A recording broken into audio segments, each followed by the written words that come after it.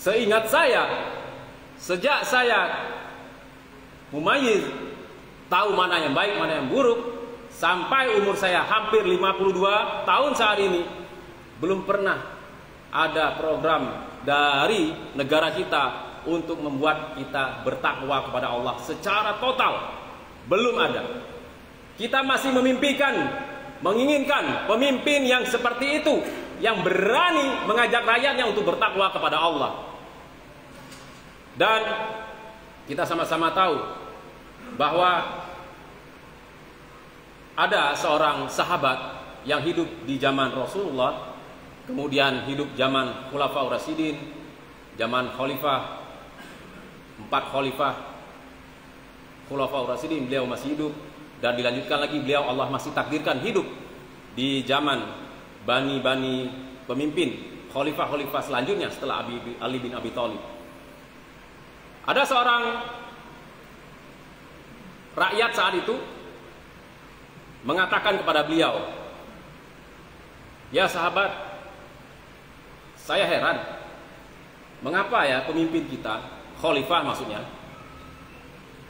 masih bermaksiat kepada Allah, masih melakukan hal-hal yang bertentangan dengan keadilan, kesejahteraan, membuat masyarakatnya merasa tidak adil dan lain-lain."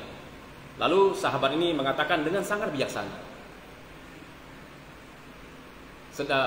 Lalu yang tadi bertanya lagi, padahal zaman Rasul, ketika Rasul masih hidup, Khulafaur Rasyidin masih ada, orang-orang yang amanah melaksanakan tugasnya sebagai khalifah. Sahabat ini mengatakan dengan bijaksana. Beliau katakan, sekarang ini rakyatnya seperti kalian-kalian itu. Ada yang bermaksiat kepada Allah, ada yang bertakwa, campur baur lah. Maka itu pemimpinnya yang seperti ini. Lalu orang itu bertanya lagi kepada sang sahabat, "Apa bedanya dengan engkau, wahai sahabat? Zaman kami dulu, rakyatnya sekelas saya ini." Sahabat itu salah satu yang berperan untuk mengajak takwa kepada Allah. Begitu yakinnya kepada Allah, apapun perintah Rasul ditaatinya. Itulah zaman-zaman Rasul memimpin Khulafaur Rasyidin, memimpin rakyatnya takwa kepada Allah luar biasa, berlomba-lomba untuk menjadi orang yang paling bertakwa. Artinya peran rakyat sangat besar di sini. Sebagai rakyat, sebagai manusia yang hidup di Indonesia, di Kabupaten Bangka, di Provinsi Bangka Belitung ini, kita punya kesempatan untuk menjadikan keluarga-keluarga kita sebagai orang-orang yang bertakwa kepada Allah. Kalau seluruh keluarga itu berperan untuk menjadi takwa kepada Allah, mengajak orang bertakwa kepada Allah, maka bisa insya Allah dipastikan setiap rumah yang kita datangi yang beragama Islam orangnya adalah orang-orang yang bertakwa, yang berusaha menjadi paling takwa. Dan nanti akan muncul pemimpin yang bertakwa kepada Allah. Itu maksud sahabat tadi. Oleh karena itu, kita sekaranglah kesempatannya untuk mengajak diri kita, keluarga kita, juga mengajak orang lain bertakwa kepada Allah dengan cara-cara yang mudah, yaitu mengamalkan perintah Allah, meninggalkan larangan Allah.